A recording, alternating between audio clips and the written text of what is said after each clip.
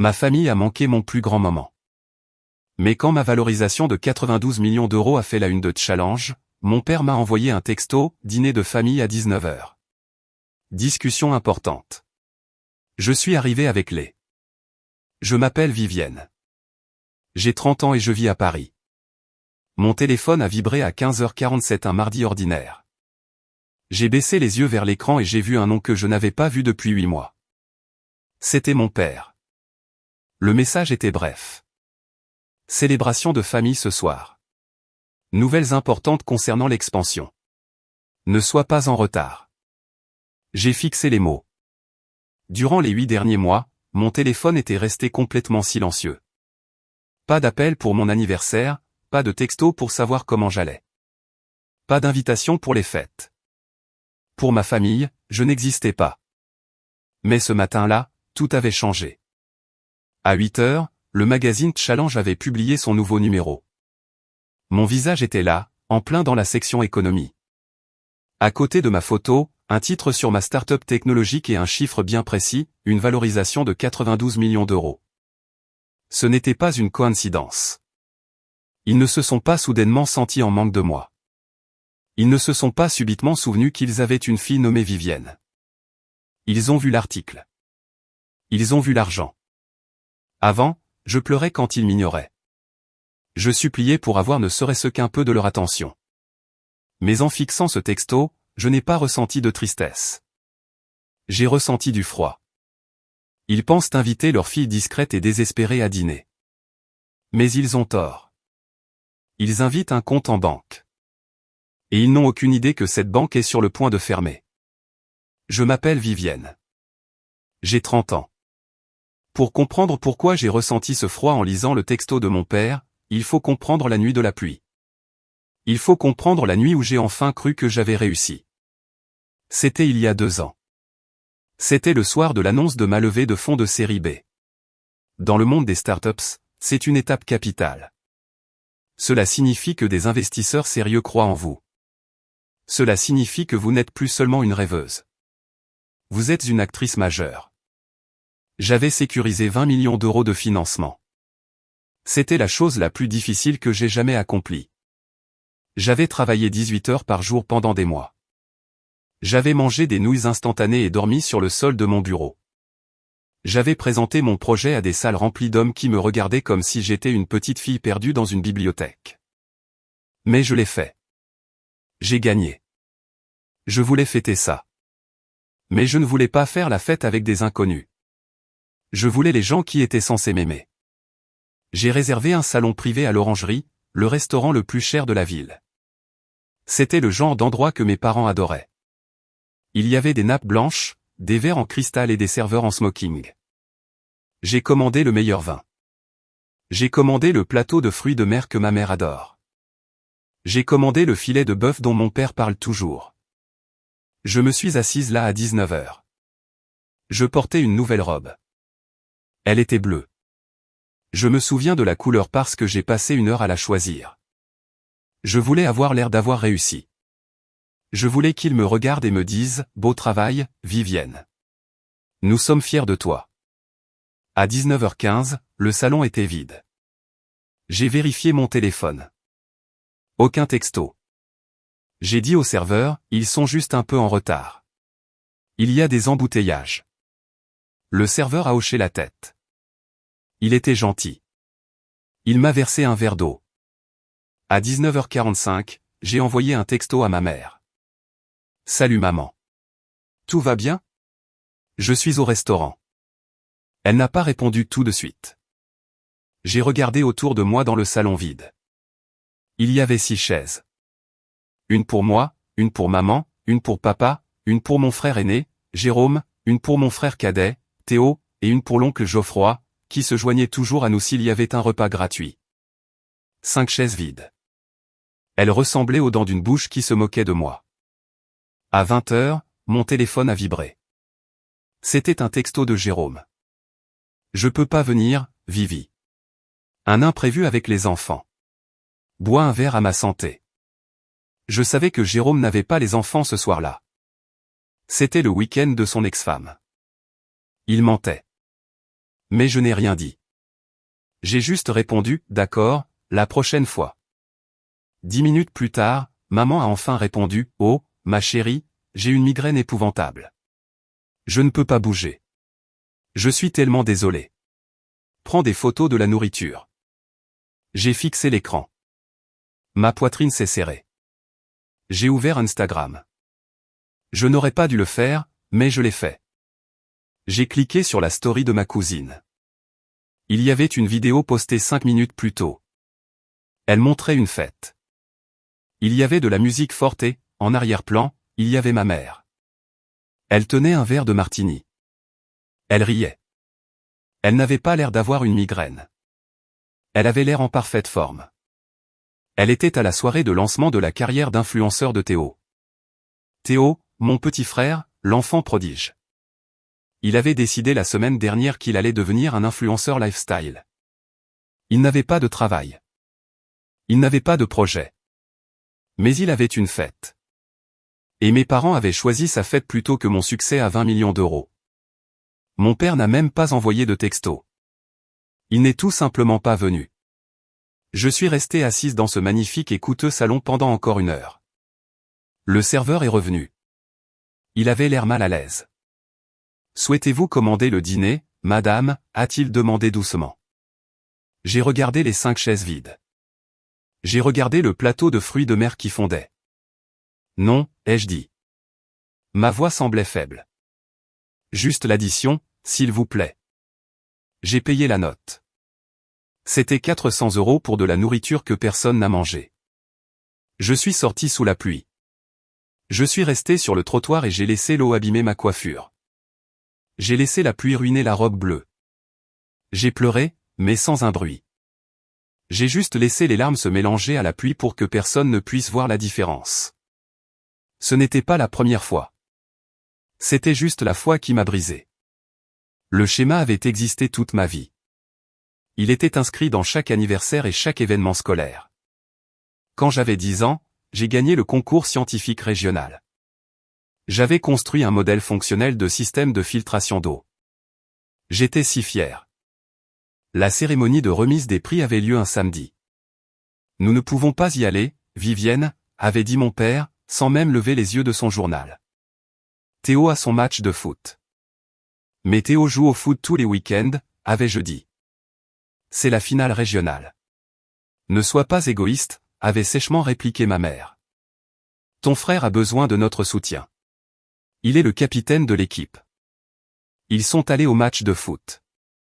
L'équipe de Théo a perdu. Théo a pleuré et ils lui ont acheté une glace pour le consoler. Je suis monté seul sur scène pour accepter ma médaille. Le directeur a cherché mes parents dans la foule. Je l'ai vu chercher. J'ai vu la pitié dans ses yeux quand il a réalisé que personne n'était là pour moi. J'ai souri, mais mon visage me faisait mal. J'ai pris la médaille et je l'ai mise dans ma poche. Je ne la leur ai jamais montrée. Ils n'ont jamais demandé.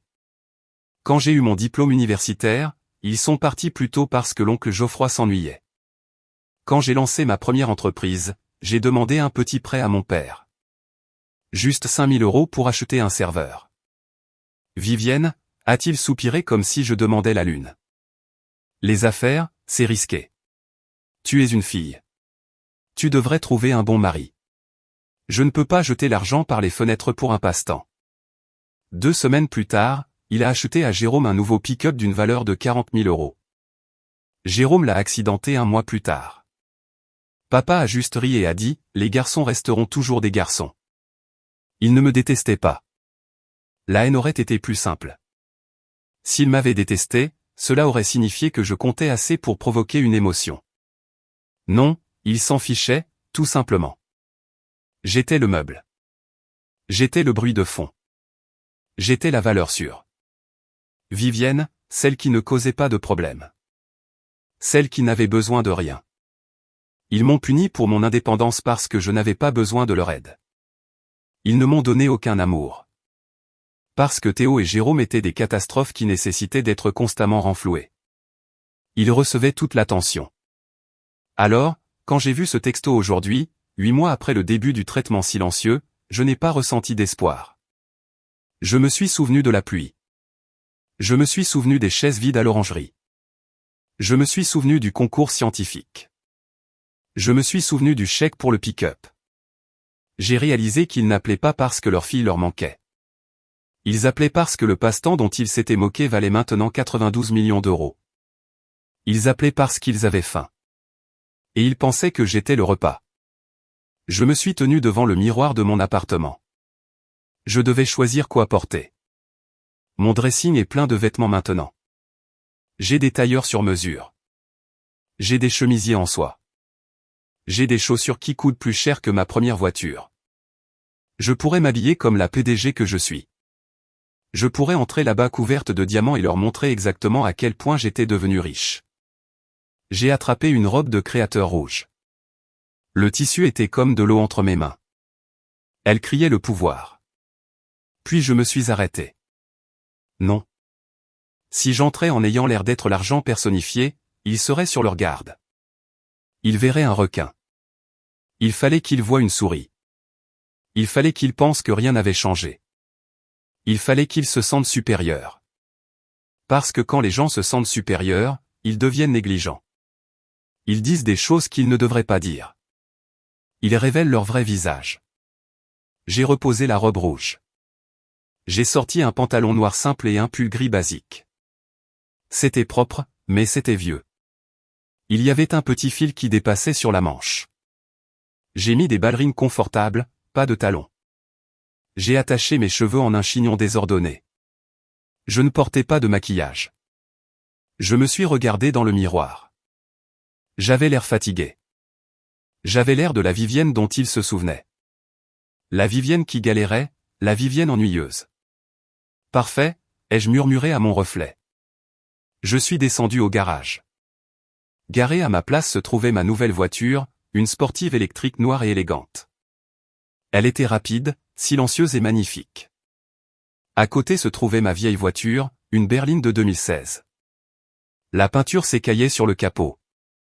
Le pare-choc avait une bosse depuis qu'un caddie l'avait heurté il y a 3 ans. Je l'avais gardé pour les courses salissantes, pour transporter des cartons, ou pour les jours où je ne voulais pas être remarqué. J'ai attrapé les clés de la berline. Le moteur a tout sauté quand je l'ai démarré. La climatisation cliquetait. L'odeur de vieux café et de poussière a rempli l'habitacle. C'était l'odeur de mon passé. J'ai conduit à travers la ville. Le trajet jusqu'au country club du Bois-Joli a duré 40 minutes. En conduisant, je sentais la vieille anxiété essayer de revenir. C'est quelque chose de physique. Mon estomac a commencé à se nouer. Mes mains serraient trop fort le volant. Mon cerveau a commencé à rejouer les vieilles cassettes. Tu es trop sensible, Vivienne. Pourquoi ne peux-tu pas être plus drôle comme Théo? Tu gâches toujours l'ambiance avec ton sérieux. J'ai pris une profonde inspiration. Je me suis concentré sur la route. Je ne suis plus cette personne, me suis-je dit. Je suis la PDG d'une grande entreprise technologique. Je gère 200 employés. Je prends des décisions qui déplacent des millions d'euros. J'ai licencié des gens plus effrayants que mon père. J'ai négocié avec des gens plus intelligents que ma mère. Ils ne savent pas qui je suis. Ils ne connaissent qu'un souvenir de moi. Je me suis arrêté à la grille du country club. Le garde a regardé ma voiture cabossée avec suspicion. Il s'est penché hors de sa guérite. Les livraisons, c'est par l'entrée de service, a-t-il dit grossièrement. J'ai baissé la vitre. Je n'ai pas souri. Je suis ici pour le dîner des Lefebvre, ai-je dit simplement. Mon nom est Vivienne Lefebvre. Il a vérifié son presse-papier. Il a froncé les sourcils. Il a regardé de nouveau ma voiture, puis la liste. C'est bon, allez-y. Il m'a fait signe de passer d'un air ennuyé. Il ne me respectait pas. C'était bien. Ça faisait partie du plan. J'ai remonté la longue allée sinueuse. Le paysage était parfait. L'herbe était coupée à la même hauteur exacte. Les fleurs étaient disposées en cercle parfait. Tout n'était que surface. Tout était faux, tout comme ma famille. J'ai garé la berline juste au premier rang. À côté de moi se trouvait le Range Rover de mon père. Il était poli et brillant. De l'autre côté, la Porsche de Jérôme. Je savais pertinemment que Jérôme ne pouvait pas se permettre les mensualités de cette Porsche. Papa devait probablement les payer pour lui. Ma berline sale et cabossée ressemblait à une tache entre leurs voitures de luxe. J'ai coupé le moteur. Je suis resté assise dans le silence un instant. C'était la fosse aux lions. Je retournais à l'endroit où j'avais été le plus blessé. J'ai regardé mon téléphone une dernière fois. J'avais un texto d'Aline, ma directrice financière. Les documents sont prêts. Je suis en attente. Dis-moi juste le mot. J'ai répondu, donne-moi 30 minutes. J'ai mis le téléphone dans ma poche. J'ai vérifié mon visage dans le rétroviseur. Je me suis assuré que mon expression était neutre. Pas de colère, pas d'excitation, juste une page blanche. J'ai ouvert la portière. L'air extérieur sentait l'herbe fraîchement coupée et le parfum cher. J'ai monté les marches en pierre jusqu'aux lourdes portes en bois du club. Mon cœur battait lentement et régulièrement. Boum, boum, boum. Je n'entrais pas pour mendier de l'amour. Je n'entrais pas pour me vanter. J'entrais pour conclure un marché. J'ai poussé les portes. Je suis entré dans le salon privé. Il s'appelait le salon doré. Les murs étaient recouverts de boiseries sombres et il y avait un lustre qui ressemblait à une explosion de verre gelé. Au centre se trouvait une table ronde dressée pour 6. Cette fois, il n'y avait pas de chaise vide. Tout le monde était là. Mon père était assis en bout de table. Il portait son costume bleu marine, celui qu'il mettait quand il voulait intimider les gens. Ma mère était à côté de lui, portant une robe qui scintillait sous les lumières. Mes frères Jérôme et Théo étaient en face d'eux. L'oncle Geoffroy était déjà là, sirotant un scotch. Dès que j'ai posé le pied sur le tapis, le spectacle a commencé. La voilà, a crié ma mère. C'était un son aigu et théâtral. Elle s'est levée si vite que sa chaise a raclé bruyamment le sol. Elle s'est précipitée vers moi. Avant même que je puisse dire bonjour, elle m'a entouré de ses bras. Elle sentait le parfum cher et la laque. Son étreinte était serrée, presque suffocante. C'était une étreinte pour le public, pas pour une fille. Elle m'a tenu 3 secondes de trop. « Tu nous as tellement manqué, Vivi », a-t-elle dit en reculant pour me regarder. Elle a utilisé le surnom Vivi. Elle ne m'avait pas appelé comme ça depuis que j'avais 6 ans. D'habitude, c'était juste Vivienne Houet. « Salut, maman », ai-je dit. Ma voix était calme. Je ne l'ai pas étreinte en retour. J'ai juste laissé mes bras pendre le long de mon corps. Elle n'a pas remarqué où elle s'en fichait. Elle m'a guidé jusqu'à la table comme si j'étais un poney de concours qu'elle exhibait. Regardez qui a trouvé le temps de venir nous voir, a claironné mon père. Il s'est levé et m'a tendu la main. Mon père est un homme imposant. Il aime vous serrer la main jusqu'à ce que ça fasse mal pour montrer qu'il est le mâle alpha. J'ai pris sa main. Sa poigne était dure. J'ai serré en retour, tout aussi fort.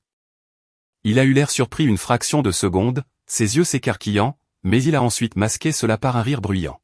« Assieds-toi. »« Assieds-toi », a-t-il dit. On a déjà commandé le champagne, du Dom Pérignon. Que le meilleur pour ce soir. Je me suis assise entre Jérôme et l'oncle Geoffroy. Jérôme m'a regardé. Il avait des cernes sous les yeux. Son costume avait l'air cher, mais sa cravate était de travers. « Salut, sœurette », a-t-il dit avec un sourire en coin. « Joli pull. Tu l'as acheté chez Monoprix ?» Jérôme la grondait maman, mais elle souriait. « Ne taquine pas ta sœur. Elle est économe. C'est comme ça que les riches restent riches, n'est-ce pas, Vivienne ?» Quelque chose comme ça, ai-je dit. J'ai déplié ma serviette et l'ai posée sur mes genoux. Le serveur est arrivé avec le champagne. Il a fait sauter le bouchon avec un léger pop. Il a versé le liquide doré dans les flûtes hautes. Mon père a levé son verre. « À la famille », a-t-il dit, et au succès. « À la famille », ont-ils tous répété en écho. J'ai levé mon verre, mais je n'ai pas bu. Je les ai observés. Ils buvaient avidement. Alors, a dit Théo, qui regardait son téléphone, faisant défiler TikTok. Il n'a même pas levé les yeux vers moi. J'ai vu l'article. 92 millions. C'est fou. C'est une valorisation, Théo, ai-je dit calmement. Ce n'est pas de l'argent liquide à la banque. Ça veut dire que les investisseurs pensent que l'entreprise vaut autant. N'empêche, a dit mon père en agitant la main. C'est impressionnant. Qui l'eût cru? Notre petite Vivienne discrète à la tête d'un empire technologique. C'est une plateforme logistique, papa, ai-je dit. Pas juste un empire technologique. Nous optimisons les chaînes d'approvisionnement pour le transport maritime mondial. Bien sûr. Bien sûr, a-t-il dit, n'écoutant manifestement pas. Des trucs d'ordinateur. Très intelligent. J'ai toujours su qu'elle avait ça en elle. L'oncle Geoffroy a aspiré sa boisson. Je te l'avais dit, n'est-ce pas, Jean-Pierre? J'ai dit, cette fille, c'est une bosseuse. Elle a l'éthique de travail des Lefebvre. J'ai failli rire. L'oncle Geoffroy n'avait pas travaillé un seul vrai jour depuis 20 ans. Il vivait d'une rente que mon grand-père avait mise en place. L'éthique de travail des Lefebvre dont il parlait n'existait pas. Mon père avait hérité de son entreprise. Jérôme avait reçu un poste pour lequel il n'était pas qualifié. Théo ne travaillait pas. J'étais la seule à avoir bâti quelque chose à partir de rien. Mais ce soir, il réécrivait l'histoire. Ce soir, mon succès était soudainement un trait de caractère des Lefebvre. Nous sommes si fiers, a dit maman. Elle a tendu la main par-dessus la table et m'a tapoté la mienne. Sa main était froide. Je racontais ça aux filles au club aujourd'hui. Ma Vivienne et Dante Challenge. Elles étaient si jalouses. C'était ça. C'était ça, la monnaie d'échange. Elles se fichaient de mon travail acharné. Elles se souciaient de pouvoir se vanter auprès de ses amis. J'étais un accessoire pour sa vie sociale, comme un nouveau sac à main. Alors, Jérôme s'est penché. Ça fait quoi d'être la riche de la famille? Je ne me sens pas différente, ai-je menti? Allons, Harry Jérôme. Tu as dû t'acheter quelque chose de cool. Un bateau, une maison sur la côte d'Azur. Non, ai-je dit. J'ai réinvesti la plupart du capital dans l'entreprise. Nous embauchons 50 nouveaux ingénieurs le mois prochain. La table est devenue silencieuse un instant. Ils avaient l'air déçus. Ils voulaient entendre parler de yacht et de Ferrari. Ils voulaient entendre parler de dépenses parce que c'est ce qu'ils comprenaient. Ils ne comprenaient pas le fait de construire. Eh bien, papa s'est éclairci la gorge. C'est très responsable. Ennuyeux, mais responsable. Les entrées sont arrivées. Cocktail de crevettes, huîtres, tartare. C'était un festin. Mangez, a dit papa. C'est moi qui régale ce soir. Il l'a dit fort pour que le serveur l'entende. C'est moi qui régale. Comme si payer le dîner était un grand geste. Pendant que nous mangions, ils ont parlé d'eux. Théo a parlé de sa marque. Il avait 50 000 abonnés maintenant. Il s'est plaint que l'algorithme le shadowbannait. Tu devrais me laisser faire la promotion de ton application, a dit Théo, en mâchant la bouche ouverte. Je pourrais te rapporter tellement de téléchargements. On pourrait faire une collab, une réduction familiale, évidemment. Mon application est pour le transport de fret commercial, Théo, ai-je dit. Je ne pense pas que tes abonnés cherchent à déplacer 20 tonnes d'acier à travers le Pacifique. Théo a levé les yeux au ciel. T'es tellement terre à accent grave terre, Vivi. C'est une question de vib. Jérôme a parlé du stress au bureau. Il travaillait pour l'entreprise d'hôtel-motel de papa. Les syndicats sont un cauchemar, a-t-il grommelé. Ils veulent tout, des pauses, des heures supplémentaires. C'est impossible de faire des bénéfices. Je savais pertinemment que Jérôme quittait généralement le bureau à 14 heures pour aller jouer au golf. Maman a parlé des rénovations de la maison du lac. Elle était contrariée parce que le carrelage en marbre italien qu'elle avait commandé n'était pas de la bonne nuance de blanc. C'était coquille d'œuf, Vivienne, a-t-elle dit, me regardant avec de grands yeux tragiques. Et j'avais spécifiquement demandé de l'ivoire. Tu imagines? Ça a l'air terrible, ai-je dit, en gardant mon visage impassible. Ça l'est, a-t-elle soupiré. Plus personne n'est compétent. Personne n'est fier de son travail. J'ai coupé dans mon steak. Il était parfaitement cuit, mais il avait le goût de carton. Il me traitait comme une vieille amie. Il riait, m'incluait dans les blagues, me versait plus de vin dans mon verre.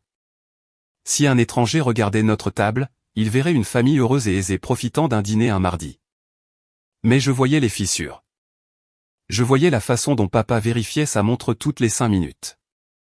Je voyais comment le sourire de maman disparaissait instantanément quand elle pensait que personne ne regardait.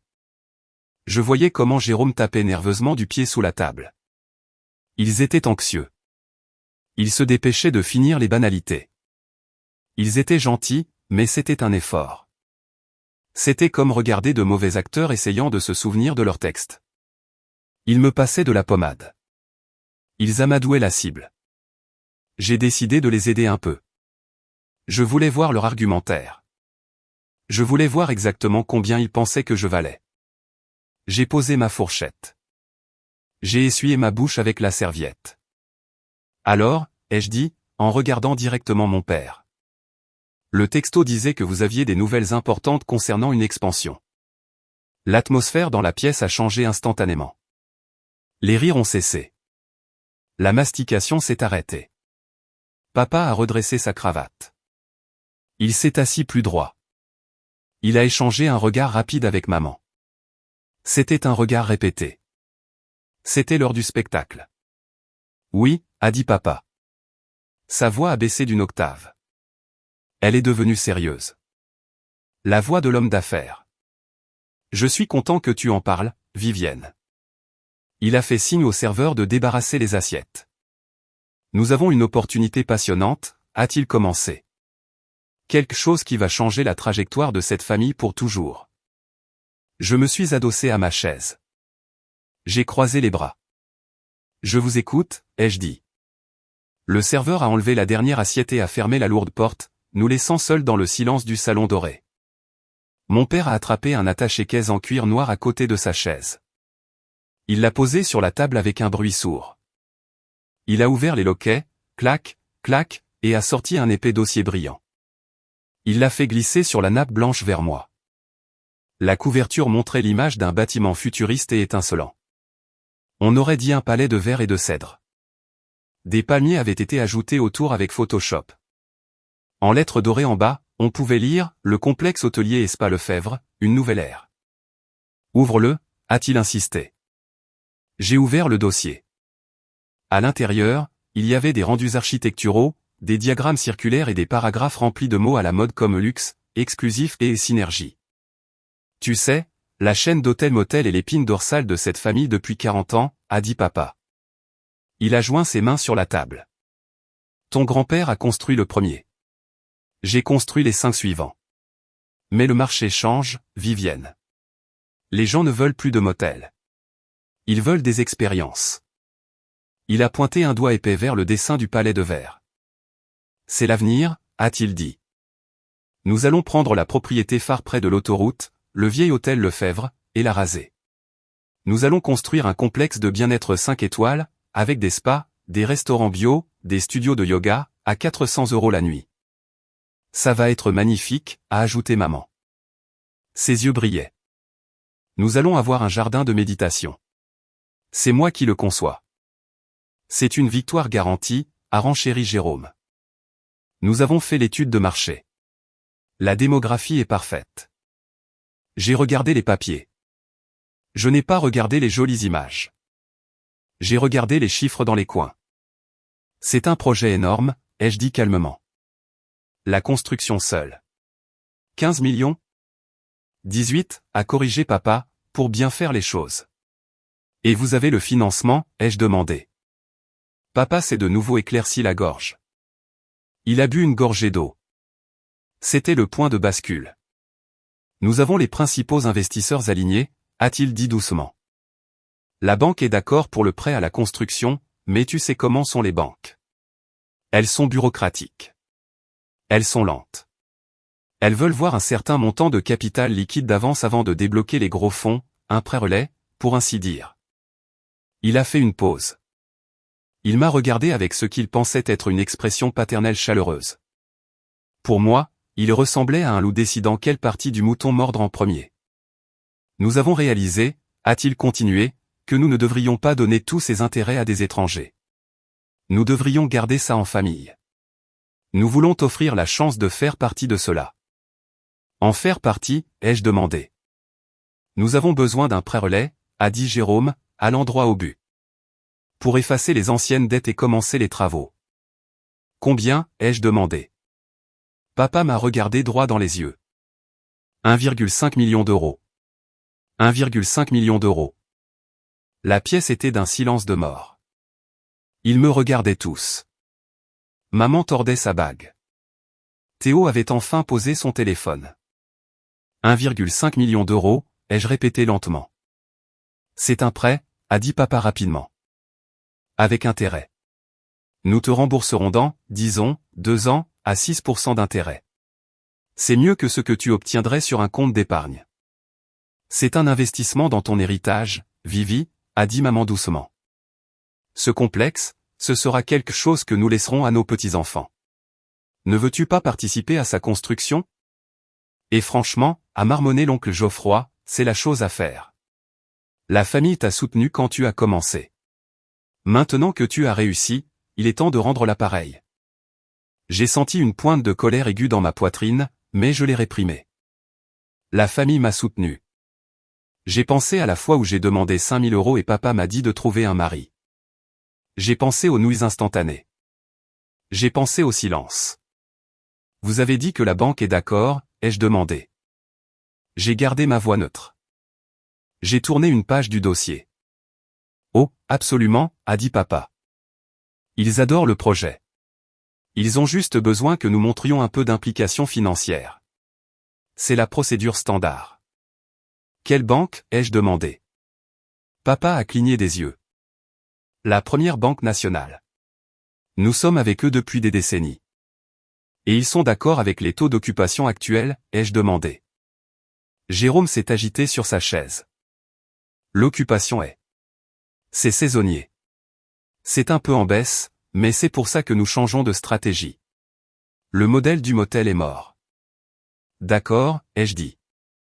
Donc, vous avez besoin de 1,5 million d'euros pour démolir l'ancien bâtiment et repartir de zéro. Exactement, a souri papa. Il pensait m'avoir eu. Il pensait que j'étais la fille naïve qui voulait juste plaire à papa. Il pensait que le chéquier était déjà en train de s'ouvrir. C'est une évidence, Vivienne. Et regarde, nous pourrions aller voir des investisseurs extérieurs. Nous avons des gens qui nous supplient d'entrer dans ce projet, mais ta mère et moi en avons discuté. Nous avons dit, non, donnons à Vivienne le droit de premier refus. Nous voulions t'honorer. M'honorer, ai-je dit platement. Oui, a dit maman. Nous sommes si fiers de toi. Et de cette façon, nous pourrons tous être partenaires. Une véritable entreprise familiale. Il se penchait en avant maintenant, les prédateurs sentant le sang. 1,5, ai-je répété. Et vous en avez besoin quand? Avant la fin du mois, a dit papa, pour respecter le calendrier. C'est très bientôt, ai-je dit. Les affaires vont vite, Vivienne, a dit papa avec condescendance. Tu sais ça. Tu dois être décisive. Je suis décisive, ai-je dit. J'ai fermé le dossier brillant. J'ai posé mes mains dessus. J'ai quelques questions, ai-je dit. Bien sûr, a dit papa avec un geste magnanime de la main. Demande ce que tu veux. Vous avez dit que la banque est la Première Banque Nationale, ai-je dit. Et vous avez dit que le taux d'occupation est juste un peu en baisse. Et vous avez dit que l'entreprise est l'épine dorsale de la famille. Oui, oui et oui, a dit papa en souriant. J'ai fouillé dans mon sac. Je n'ai pas sorti de chéquier. J'ai sorti une fine tablette grise. Je l'ai allumée. L'écran brillait d'une lueur bleue dans la pièce sombre. C'est drôle, ai-je dit en tapotant l'écran. Parce que j'ai fait quelques recherches avant de venir. Les registres publics sont des choses fascinantes. Le sourire de papa s'est légèrement effacé. Que veux-tu dire, a-t-il demandé. Eh bien, ai-je dit en faisant défiler un document. Selon le greffe du tribunal de commerce, la Première Banque Nationale n'a pas approuvé de prêt à la construction. En fait, ils ont déposé un avis de défaut de paiement contre l'hôtel Lefebvre il y a 3 mois. Le silence qui a suivi n'était pas un silence d'anticipation. C'était le silence d'une bombe qui venait d'atterrir sur la table, mais qui n'avait pas encore explosé. C'est un malentendu, a balbutié papa. Son visage a commencé à rougir. Une erreur de paperasse. Nous sommes en train de régler ça. Et, ai-je continué, ma voix stable et froide, le taux d'occupation n'est pas saisonnier. Il est en dessous de 40% depuis 2 ans. Vous ne changez pas de stratégie parce que vous avez une vision, papa. Vous changez de stratégie parce que vous perdez de l'argent à flot. J'ai levé les yeux de la tablette. J'ai regardé directement dans ses yeux. Vous n'avez pas besoin de 1,5 million d'euros pour un prêt relais. Vous avez besoin de 1,5 million d'euros pour empêcher la banque de saisir la propriété le mois prochain. Vous êtes insolvable. Maman a eu un hoquet. Vivienne, comment oses-tu utiliser ce mot? C'est la vérité, maman, ai-je dit. L'entreprise n'est pas une mine d'or. C'est un navire en train de couler, et vous m'avez invité ici ce soir parce que vous voulez que je paie pour les canaux de sauvetage. Papa a frappé sa main sur la table. L'argenterie a cliqueté. Ça suffit, a-t-il crié. La fausse chaleur avait disparu. Le masque était tombé. Pour qui te prends-tu, à venir ici enquêter sur ta propre famille? Nous t'offrons une opportunité. Vous m'offrez un mensonge, ai-je dit. Nous t'avons élevé, a-t-il hurlé. Nous t'avons mis à l'abri. Nous t'avons nourri. Tu nous dois tout. Je ne vous dois rien, ai-je dit. Je me suis levé. Mes jambes tremblaient un peu, mais ma voix était solide comme le roc. Vous m'avez ignoré pendant 8 mois. Vous avez manqué l'annonce de ma levée de fonds. Vous avez manqué ma vie. Mais à la seconde où vous avez vu un signe euro à côté de mon nom, vous vous êtes souvenu que j'existais. Espèce de petit égoïste, a commencé Jérôme en se levant. Assieds-toi, Jérôme, ai-je dit sèchement. L'ordre dans ma voix était si puissant qu'il s'est effectivement rassis, l'air choqué. Je n'ai pas fini, ai-je dit. Je les ai tous regardés. La peur dans leurs yeux remplaçait la colère. Ils ont réalisé que je savais. Ils ont réalisé que le jeu était terminé. Vous vouliez parler affaires, ai-je demandé. D'accord, parlons affaires. De vraies affaires, pas de ce complexe hôtelier fantaisiste. J'ai tapoté mon oreillette. Aline, ai-je dit dans le microphone. Tu peux entrer. Les lourdes portes du salon doré se sont rouvertes. Ma directrice financière, Aline, est entrée. Elle portait un tailleur gris impeccable et tenait une épaisse pile de documents juridiques. Elle avait l'air d'un bourreau. Elle s'est approchée de la table et s'est tenue à côté de moi. Elle n'a pas regardé ma famille. Elle a posé les documents devant moi. Tout est préparé, Vivienne, a-t-elle dit. J'ai regardé mon père. Il était pâle. Il transpirait. Je ne suis pas venu ici pour vous accorder un prêt, papa, ai-je dit. Je ne prête pas d'argent aux entreprises en faillite. C'est un mauvais investissement. Alors pourquoi es-tu ici, a pleuré maman. Sa voix tremblait. Pourquoi es-tu venu? J'ai posé ma main sur la nouvelle pile de papier. Je suis ici pour faire un achat. La pièce était silencieuse, mais c'était un silence lourd. C'était le son d'une respiration retenue. Mon père fixait la pile de papier sous ma main. Il avait l'air d'un homme qui avait vu un fantôme. D'une certaine manière, c'était le cas. Il voyait le fantôme de ses propres échecs qu'il avait tant essayé d'enterrer. Aline se tenait à côté de moi, silencieuse et professionnelle. Elle était mon témoin.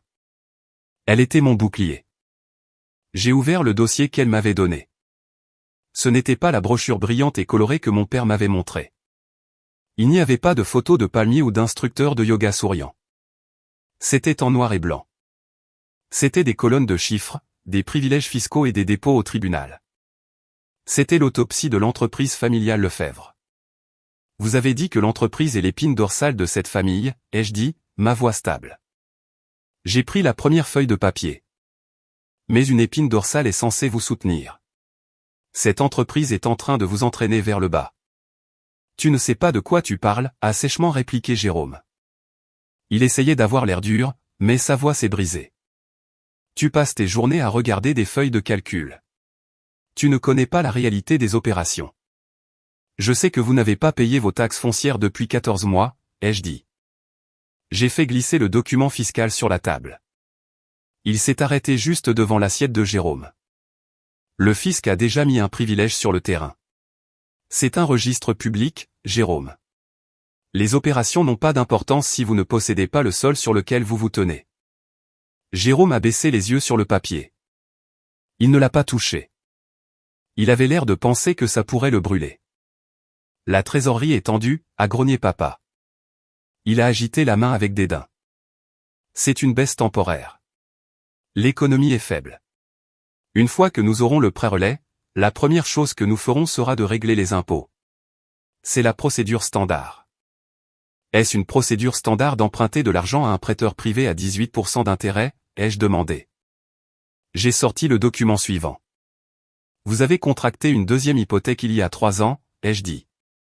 Pas auprès de la première banque nationale, mais d'un groupe de capital investissement de Lyon connu pour ses prêts prédateurs. Vous avez utilisé la valeur du terrain pour payer. Quoi donc? J'ai fait semblant de parcourir la page même si j'avais mémorisé chaque ligne. Ah, oui. Des primes de direction et des mises à niveau du parc de véhicules. J'ai regardé le porte-clés de la Porsche de Jérôme posé sur la table. J'ai regardé le bracelet en diamant au poignet de ma mère. Vous avez dépouillé l'entreprise de ses fonds propres pour acheter des voitures et des bijoux, ai-je dit. Et maintenant que le paiement final est dû, vous n'avez pas l'argent. Nous méritons ces primes, s'est écriée maman. Elle avait l'air offensée. Ton père travaille plus dur que quiconque. Il a bâti cet empire. Il mérite de conduire une belle voiture. T'attends-tu à ce que nous vivions comme des mendiants? J'attends de vous que vous payiez vos dettes, ai-je dit. C'est ce que vous m'avez appris, n'est-ce pas? Un Lefebvre paie toujours sa part. C'est ce que tu as dit quand j'avais besoin d'un appareil dentaire, et tu m'as dit de distribuer des journaux pour en payer la moitié. J'avais 12 ans. Maman a tressailli. Elle a détourné le regard. C'était pour te forger le caractère, a dit papa avec raideur. Eh bien, ça a marché, ai-je dit. J'ai du caractère et j'ai aussi de la solvabilité. Vous n'avez ni l'un ni l'autre. J'ai continué la démolition. C'était chirurgical. Je ne criais pas. Je ne pleurais pas. Je lisais juste les faits. Le taux d'occupation n'est pas seulement en baisse, papa. Il a chuté de 40% d'une année sur l'autre. Les avis en ligne sont terribles. Punaise de lit dans la chambre 204. Moisissure dans la douche de la chambre 112. Pas d'eau chaude dans toutes les laits. Les clients se plaignent de tout de nos jours, a crié l'oncle Geoffroy. Il a claqué son verre de scotch sur la table. Ils sont trop exigeants. On ne peut pas plaire à tout le monde. Vous avez besoin de 3 millions d'euros de réparation juste pour mettre le bâtiment aux normes, ai-je dit. Le toit fuit. Le système de chauffage et de climatisation date de 1985. Les fondations du secteur nord se fissurent. Si un inspecteur municipal passait demain, il condamnerait le bâtiment. Il mettrait un cadenas sur les portes. J'ai regardé mon père. Il se ratatinait dans sa chaise. Il était habituellement un homme si imposant, remplissant la pièce de sa voix forte et de ses larges épaules.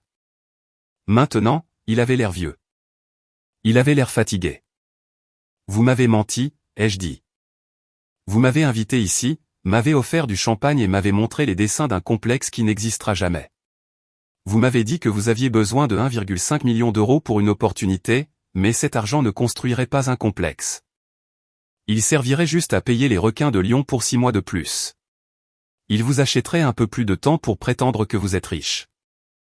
Nous sommes riches, a hurlé Théo. Il s'est levé, renversant sa chaise. Nous sommes les Lefebvre. La moitié de la ville nous appartient. Vous ne possédez rien, Théo, ai-je dit calmement. La banque possède la maison. Le prêteur de Lyon possède l'hôtel, et les sociétés de cartes de crédit possèdent tout le reste. J'ai regardé le dossier du complexe qu'il m'avait donné. C'est un fantasme, ai-je dit. C'est un navire en train de couler peint en or. Et vous vouliez que je monte à bord et que je m'enchaîne au pont. Ce n'est pas un navire en train de couler, a rugi papa. Il n'en pouvait plus. La vérité lui faisait trop mal. C'est une passe difficile. Toutes les entreprises en ont. Tu te crois si intelligente avec ton application et ton capital risque. Tu as eu de la chance. Tu ne sais pas ce que c'est de trimer pendant 40 ans.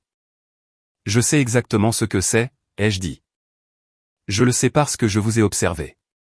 Je vous ai observé négliger l'entreprise pendant que vous jouiez au golf. Je vous ai observé promouvoir Jérôme au détriment de managers compétents juste parce qu'il porte votre nom. Je vous ai observé ignorer les changements du marché parce que vous étiez trop arrogant pour apprendre de nouvelles choses. Je me suis penché en avant. Les chiffres ne mentent pas papa, vous êtes insolvable. Vous êtes insolvable depuis 18 mois. Vous avez déshabillé Pierre pour habiller Paul. Et maintenant, Paul est à la porte avec une masse. Le visage de papa était violet. Il respirait fort. Alors c'est ça, a-t-il craché. Tu viens ici, tu nous humilies. Tu agites tes papiers. Tu te crois meilleur que nous. Je ne me crois pas meilleur, ai-je dit. Je me crois honnête. Et je crois que je suis la seule à cette table qui sache vraiment comment gérer une entreprise. Alors aide-nous, appelez des mamans. Sa stratégie a instantanément basculé de la colère à la supplication. Elle a de nouveau tendu la main vers la mienne, mais je l'ai retirée. Vivienne, s'il te plaît. Si nous n'obtenons pas cet argent, nous perdons tout. La maison, l'adhésion au club, les voitures. Nous ne serons rien. Vous ne serez pas rien, maman, ai-je dit. Vous serez juste normaux, comme tout le monde. Je ne peux pas être normal, a-t-elle sangloté. Je ne peux pas. Que vont dire les gens? Le scandale. Vivienne, tu ne peux pas laisser ça arriver. Tu as 92 millions d'euros. C'est de l'argent de poche pour toi. Fais juste le chèque, s'il te plaît. Pour ta mère. Je l'ai regardé. J'ai vu les larmes couler sur son visage. C'était de vraies larmes, mais elles n'étaient pas pour moi. Elle ne pleurait pas parce qu'elle m'avait blessé. Elle ne pleurait pas parce qu'elle avait manqué ma vie. Elle pleurait parce qu'elle avait peur de perdre son statut. Elle pleurait pour son adhésion au country club. Les 92 millions ne sont pas de l'argent liquide, maman, ai-je dit. Je te l'ai déjà dit. Et même si c'était le cas, pourquoi investirais-je dans une mauvaise affaire? Parce que nous sommes une famille, a-t-elle hurlé. Le mot est resté en suspens dans l'air. Famille. C'était le mot qu'ils utilisaient toujours comme une arme. Quand ils voulaient quelque chose, ils étaient une famille. Quand j'avais besoin de quelque chose, j'étais une étrangère. J'ai regardé une dernière fois la pile de papier, la preuve de leur cupidité et de leur incompétence. C'est ça le problème, ai-je dit doucement. Vous pensez que famille signifie que vous avez droit à mon travail? Vous pensez que ça veut dire que vous pouvez me traiter comme de la saleté pendant 30 ans et ensuite m'encaisser comme un ticket de loterie? J'ai fermé le dossier. L'argumentaire est terminé, ai-je dit. Mon refus a frappé la pièce comme un coup physique. Pendant quelques secondes, personne n'a bougé. Le serveur, qui avait tourné près de la porte, est sagement sorti et l'a fermée hermétiquement. Nous étions enfermés. Puis l'explosion a eu lieu. Espèce de petite ingrate. C'était Jérôme. Il s'est jeté en avant, frappant des poings sur la table. Les verres à vin ont tremblé. Du vin rouge s'est renversé sur la nappe blanche, s'étalant comme une tache de sang. Jérôme, a crié maman, mais elle ne l'a pas arrêté. Tu te crois si spécial, a hurlé Jérôme. Son visage était tordu et laid. Tu crois que parce que tu as fait la couverture d'un magazine, tu peux nous prendre de haut? Tu n'es rien. Tu as toujours été une petite cinglée bizarre et silencieuse. Papa aurait dû te mettre à la porte à 18 ans. C'est ce qu'il a fait, ai-je dit calmement. Je suis parti le lendemain de ma remise de diplôme parce que personne ne m'a demandé de rester. Nous t'avons nourri, a crié papa. Il était maintenant debout, dominant la table. Il a pointé un doigt tremblant vers moi. Nous t'avons habillé. Nous avons payé tes études. J'ai payé mes études, les jeux corrigés. J'avais une bourse et je cumulais 3 emplois. Tu m'as envoyé un chèque de 500 € une fois. Il était sans provision. Tu agis comme si tu avais été maltraité, a hurlé papa. Nous t'avons donné une belle vie. Nous t'avons donné une maison dans un beau quartier. Et voilà comment tu nous remercies, en nous laissant nous noyer. Je ne vous laisse pas vous noyer, ai-je dit. Vous êtes déjà sous l'eau. Je refuse juste de sauter avec vous. C'est 1,5 million d'euros, Vivienne, a crié Théo. Il ressemblait à un enfant à qui on venait de dire qu'il ne pouvait pas avoir un jouet. Ce n'est rien pour toi. Tu es juste méchante. Tu fais ça pour nous punir. Je ne vous punis pas, ai-je dit. Je prends une décision commerciale, de la même manière que vous avez pris la décision commerciale de sauter l'annonce de ma levée de fonds. De la même manière que vous avez pris la décision commerciale d'ignorer mes textos pendant 8 mois. C'est différent, a gémi maman. Elle s'éponguait les yeux avec une serviette, ruinant son mascara. Nous étions occupés. Nous avons nos vies. Tu ne peux pas garder rancune éternellement, Vivienne. Ce n'est pas chrétien. Ce n'est pas bien. Ce n'est pas de la rancune, ai-je dit. Ce sont des données. J'ai analysé les données de notre relation, et le retour sur investissement est de 0. Oh, écoutez-la, a ricané l'oncle Geoffroy. Il était ivre maintenant. Elle utilise ces grands mots savants. Retour sur investissement. Tu es froide, Vivienne. Tu as toujours été froide. Un bloc de glace. Pas étonnant que tu n'aies pas de mari. Aucun homme ne veut d'une femme qui compte ses sous comme une avare. L'insulte était censée me piquer. Il y a des années, elle l'aurait fait. Il y a des années, j'aurais pleuré. Je me serais excusé. J'aurais fait le chèque juste pour qu'ils arrêtent de crier, juste pour qu'ils m'aiment pendant 5 minutes. Mais je n'étais plus cette fille. Je suis restée assise, parfaitement immobile, les regardant s'autodétruire. Ils essayaient tout. La culpabilité, la honte, la colère, la pitié. Papa a essayé de jouer la victime. Je suis un vieil homme, Vivienne. Mon cœur n'est pas solide. Le stress de tout ça, ça pourrait me tuer. Veux-tu avoir ça sur la conscience? Veux-tu tuer ton père? Ton cœur va très bien, papa, ai-je dit. Tu as joué 18 trous de golf hier. J'ai vu la carte de score sur l'application du club. Maman a essayé de jouer la martyre. J'ai tout abandonné pour vous, les enfants. J'ai sacrifié ma ligne. J'ai sacrifié ma carrière. Et maintenant que j'ai besoin d'un peu d'aide, juste un tout petit peu d'aide, ma propre fille me tourne le dos. Tu avais une nounou, maman, ai-je dit. Et une femme de ménage. Tu n'as rien sacrifié. Ils ont continué. C'était une tempête de bruit. Ils m'ont traité d'égoïste. Ils m'ont traité d'arrogante. Ils m'ont traité de traître. Je les ai laissés crier. Je les ai laissés tout sortir. À l'intérieur, j'ai ressenti une sensation étrange. Je m'attendais à être blessé. Je m'attendais à être triste. Mais au lieu de cela, je me suis senti plus légère. Chaque insulte qu'ils me lançaient coupait une corde. Clac. Fini le besoin de leur approbation. Clac. Fini l'espoir qu'ils changent. Clac. Fini la culpabilité. J'ai réalisé qu'ils ne me voyaient pas. Ils ne m'avaient jamais vu. Pour eux, j'étais juste une ressource. Quand j'étais enfant, j'étais une ressource émotionnelle, quelqu'un à ignorer pour qu'il puisse se sentir important. Maintenant, j'étais une ressource financière, quelqu'un à dépouiller pour qu'il puisse rester confortable. C'étaient des vampires, et j'étais enfin en train de fermer la fenêtre. Avez-vous terminé, ai-je demandé. Ma voix était calme, mais elle a transpercé leurs cris. Ils se sont arrêtés. Ils haletaient, à bout de souffle. La pièce était chaude de leur colère. J'ai dit, non.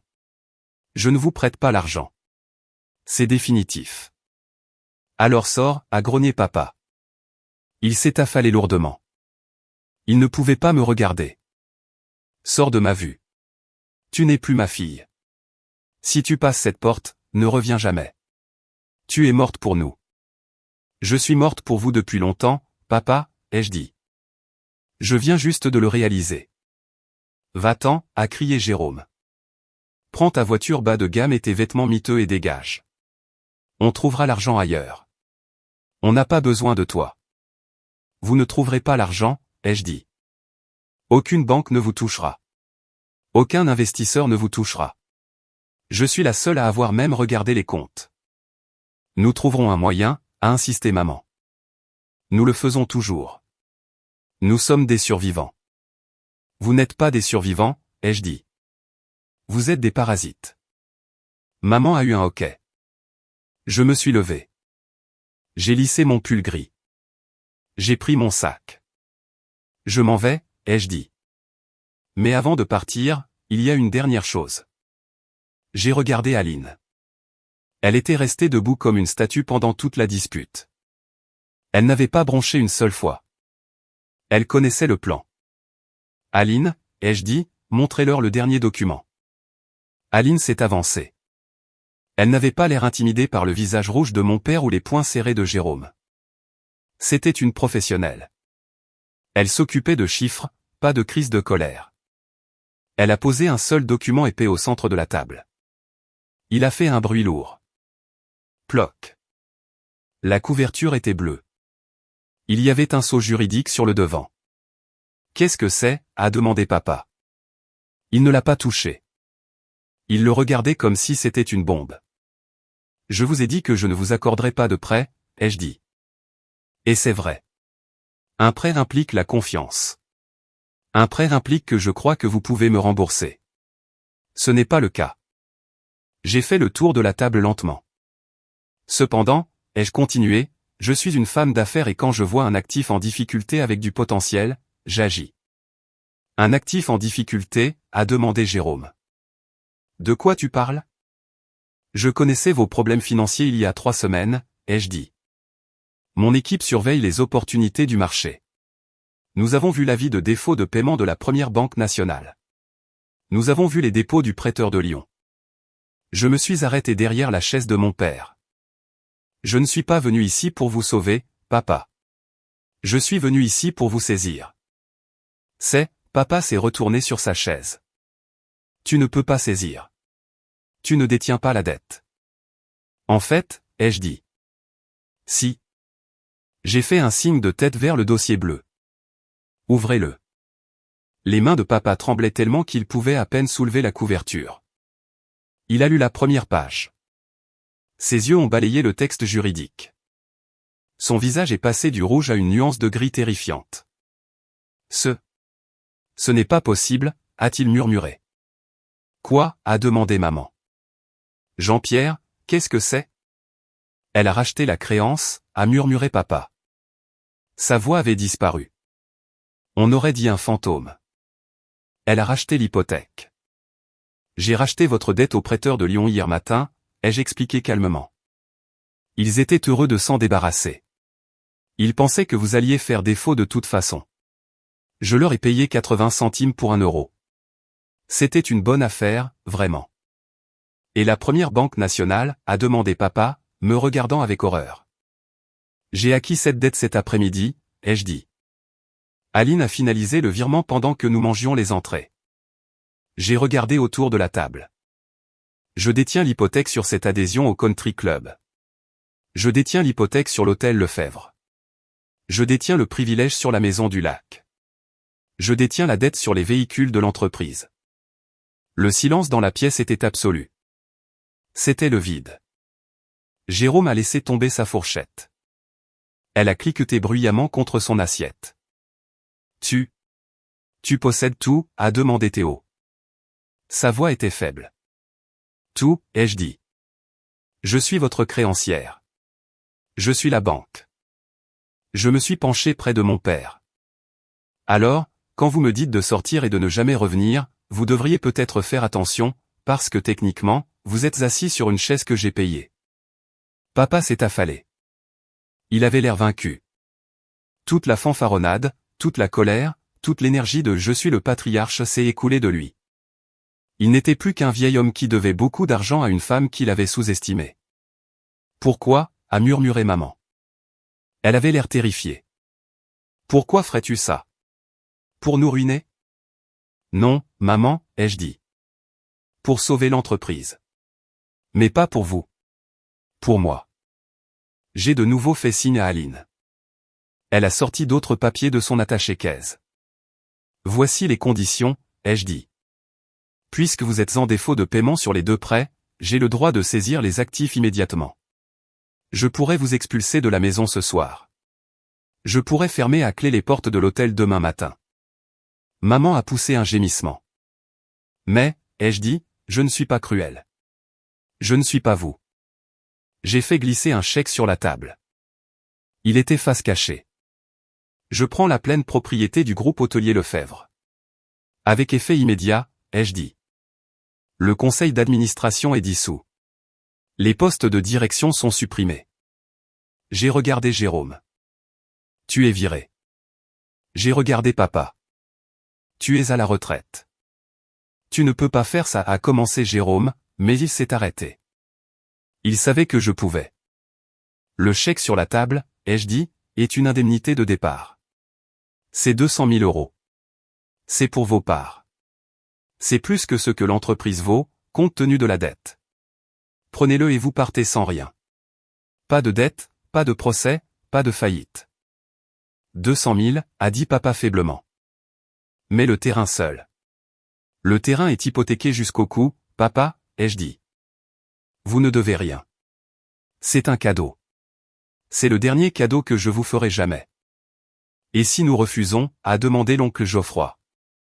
Alors je saisis deux mains, ai-je dit simplement. Je prends les actifs par voie judiciaire. Vous n'obtenez rien. Vous faites faillite. Vous perdez la maison. Vous perdez les voitures. Vous perdez la réputation à laquelle vous tenez tant. Tout le monde au club saura que Jean-Pierre Lefebvre ne pouvait pas payer ses factures. J'ai laissé la menace planer. Je savais que c'était la seule chose qu'il ne pourrait pas supporter. Il pouvait supporter de perdre de l'argent. Il ne pouvait pas supporter de perdre la face. Vous avez 5 minutes pour signer, ai-je dit. J'ai vérifié ma montre, une montre simple et bon marché à mon poignet. Le compte à rebours commence maintenant. Je me suis approché de la fenêtre et j'ai regardé le terrain de golf. Il faisait nuit dehors. Je pouvais voir mon reflet dans la vitre. J'avais l'air calme. J'avais l'air forte. Derrière moi, j'ai entendu les bruits de ma famille qui s'effondraient. J'ai entendu maman pleurer doucement. J'ai entendu Jérôme jurer à voix basse. J'ai entendu le crissement d'un stylo sur le papier. Ils étaient en train de céder leur empire à la fille qu'ils avaient oubliée. Je ne me suis pas retourné. Je n'avais pas besoin de voir ça. Je savais déjà comment cette histoire se terminait. J'ai attendu que le bruit du stylo cesse. Je me suis retourné. Mon père tenait le stylo. Sa main tremblait si fort que la pointe du stylo tapotait contre le papier comme un battement de cœur nerveux. Toc. Toc, toc. Il a levé les yeux vers moi une dernière fois. Il n'y avait plus de colère dans ses yeux. Il n'y avait que du désespoir. Il ressemblait à un homme au bord d'une falaise, réalisant que le sol s'était déjà effondré sous ses pieds. Vivienne, a-t-il coassé. S'il te plaît. L'héritage. Le nom des Lefebvre. Le nom est en sécurité, papa, ai-je dit froidement. Je garde le nom. Je change juste la direction. Il a regardé ma mère. Elle fixait la nappe, pleurant en silence. Elle lui a fait un petit signe de tête presque invisible. Elle savait. Elle savait que le jeu était terminé. S'ils ne signaient pas, ils affronteraient l'humiliation d'une saisie publique. Ils seraient traînés devant les tribunaux. Leurs amis du club liraient leur faillite dans le journal du dimanche. Pour des gens comme mes parents, la pauvreté est effrayante, mais l'embarras est fatal. Papa a de nouveau regardé le papier. Il a appuyé le stylo. Il a signé son nom, Jean-Pierre Lefebvre. C'était un gribouillis désordonné. On aurait dit une capitulation. Il a repoussé le papier comme s'il était contaminé. Il a laissé tomber le stylo. C'est fait, a-t-il murmuré. Aline s'est immédiatement avancée. Elle a vérifié la signature. Elle a tamponné le document. Elle a placé une copie de l'accord contresigné sur la table. Merci, a dit Aline. Sa voix était dénuée d'émotion. Le transfert de propriété est juridiquement contraignant à compter de cet instant. Je suis retourné à la table. J'ai pris le chèque, l'indemnité de départ de 200 000 €. Je l'ai tendu à mon père. Tenez, ai-je dit. Il ne l'a pas pris. Il fixait juste ses mains. Jérôme l'a arraché. Il a regardé le chiffre. La cupidité luttait contre la panique dans ses yeux. 200 000, a marmonné Jérôme.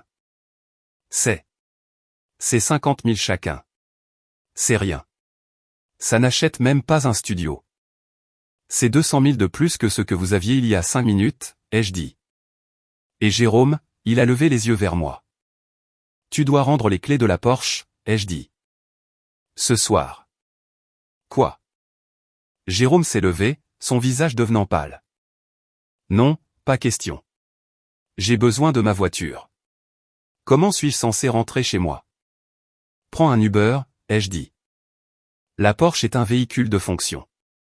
L'entreprise m'appartient, et je ne laisse pas les anciens employés conduire les actifs de l'entreprise. Tu ne peux pas faire ça, agent Théo. Et mon argent de poche? Et la rente? La rente était investie dans la chaîne d'hôtels, Théo, ai-je dit. Papa l'a vidée il y a 5 ans pour payer les réparations du toit. Il ne te l'a pas dit? Théo a regardé papa avec horreur. Tu as dépensé mon argent? Papa n'a pas répondu. Il était affalé dans sa chaise, fixant le vide. Le grand Jean-Pierre Lefebvre, l'homme qui m'avait terrorisé pendant 20 ans, n'était plus qu'un costume vide. Et la maison, a demandé maman, sa voix tremblante. Vivienne, tu ne vas sûrement pas prendre la maison. Où allons-nous vivre? J'ai regardé ma mère. Je me suis souvenu de la façon dont elle me regardait quand j'étais enfant, comme si j'étais une tache sur son tapis parfait. Je me suis souvenu comment elle ignorait mes appels. Je me suis souvenu comment elle se souciait plus de la couleur de son carrelage que de mes sentiments. La maison est la garantie du prêt de la Première Banque nationale, ai-je dit. Elle appartient à la banque, et maintenant, je suis la banque. J'ai fait une pause. J'ai laissé la réalité s'installer. Je vous donne 30 jours, ai-je dit. C'est généreux. La plupart des banques vous en donneraient 10. Vous avez 30 jours pour quitter la propriété. Je vous suggère d'utiliser l'indemnité de départ pour trouver une location. Quelque chose de douillet, peut-être. Une location, a haleté maman. Elle a agrippé ses perles. Je ne peux pas vivre en location. Que vont dire les filles? Dites-leur que vous réduisez votre train de vie, ai-je suggéré. Ou dites-leur la vérité, que vous avez passé des décennies à prétendre être riche tout en négligeant l'entreprise. L'oncle Geoffroy, qui était silencieux depuis la menace de faillite, s'est soudainement levé.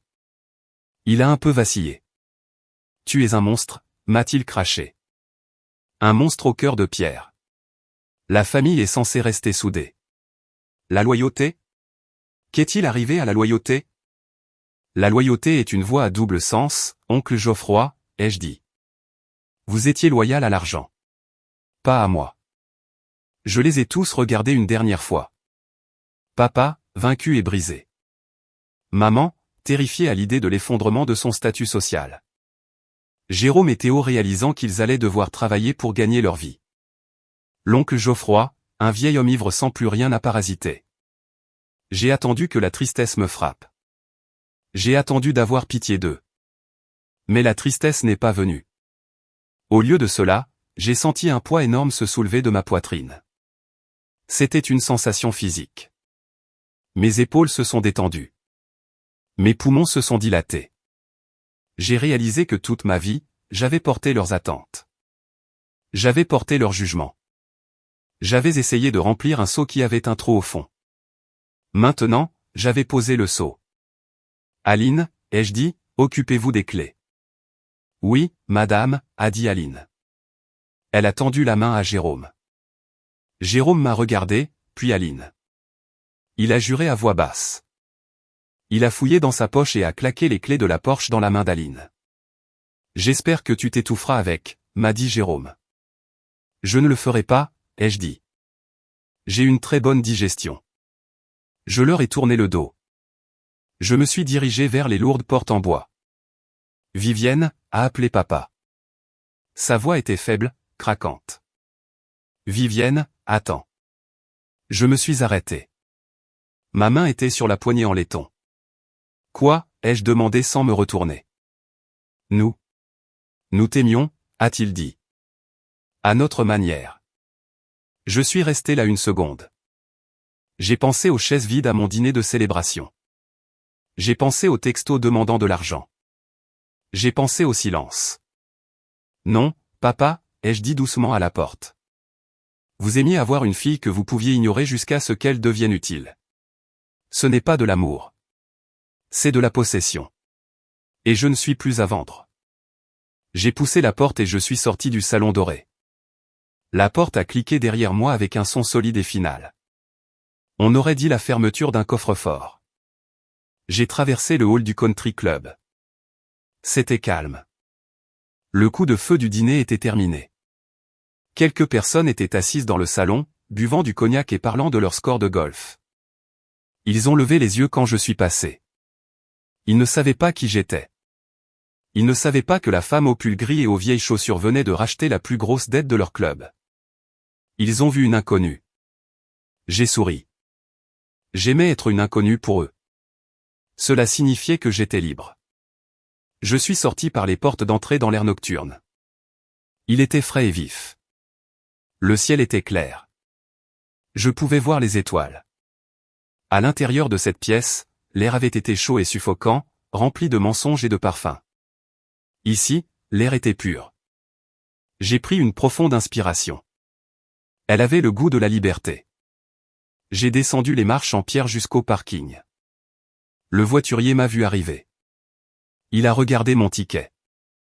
Il a froncé les sourcils. Il se souvenait de ma voiture. La berline, a-t-il demandé en plissant le nez. Oui, ai-je dit. La berline. Il est parti en trottinant pour la chercher. Pendant que j'attendais, j'ai sorti mon téléphone de ma poche. Il y avait un texto. Il était arrivé il y a 2 minutes. C'était de maman. Vivi, s'il te plaît, parlons-en. Ne nous fais pas ça. Je peux arranger ça. Je vais faire en sorte que papa s'excuse.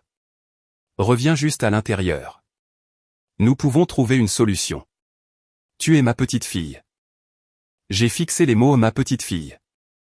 Elle n'utilisait ce mot que lorsqu'elle voulait me manipuler. Elle essayait encore. Même maintenant, après tout, elle pensait pouvoir tirer sur la ficelle et que je danserais. Elle pensait que j'étais toujours cette petite fille désespérée en attente d'approbation. Je ne me sentais pas en colère. Je me sentais juste. Fini. J'ai tapoté les 3 points dans le coin de l'écran. J'ai sélectionné et bloqué le contact. Puis je suis allé au contact de papa. Bloqué. Jérôme, bloqué. Théo, bloqué. Oncle Geoffroy, bloqué. J'ai regardé les noms disparaître de ma liste active. C'était une chirurgie numérique. J'extirpais l'infection. Le voiturier est arrivé dans ma berline de 2016. Le moteur cliquetait. Les freins ont grincé quand il s'est arrêté. Elle avait l'air ridicule garée à côté des Mercedes et des BMW. Le voiturier est sorti et m'a tenu la porte. Il avait l'air d'attendre un pourboire, mais il avait aussi l'air de me juger pour ma voiture de pacotille. J'ai fouillé dans mon sac. J'ai sorti un billet de 100 €. Je le lui ai tendu. Gardez la monnaie, ai-je dit. Ses yeux se sont écarquillés. Merci, madame. Je suis monté dans la voiture. Le siège était usé. Le volant s'écaillait un peu. Elle était imparfaite. Elle était vieille, mais elle était à moi. Je l'avais achetée avec mon propre argent. J'avais payé l'essence. J'avais payé l'assurance. Je ne devais pas un centime à qui que ce soit pour cette voiture. J'ai démarré le moteur. Il a rugi. J'ai descendu la longue allée sinueuse, passé les parterres de fleurs parfaits, passé la grille de sécurité. J'ai tourné sur la route principale. J'ai baissé les vitres. J'ai laissé le vent fouetter mes cheveux autour de mon visage. J'ai pensé à ce que je laissais derrière moi. Je laissais derrière moi un héritage familial bâti sur des mensonges. Je laissais derrière moi le besoin d'être assez bien pour des gens qui n'ont jamais été assez bien pour moi. Je laissais derrière moi la honte d'être le mouton noir.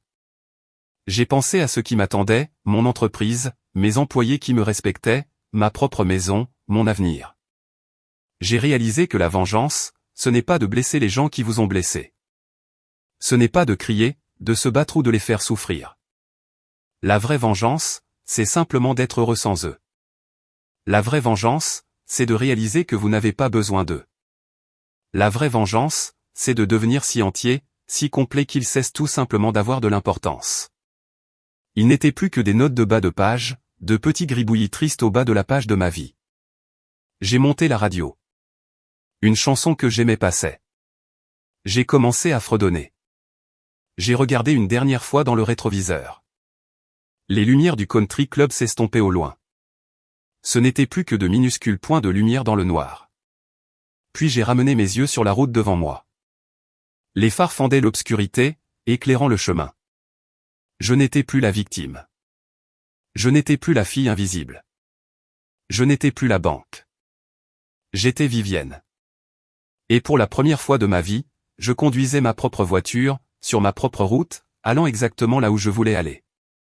Avez-vous déjà dû vous éloigner de quelqu'un pour vous sauver ?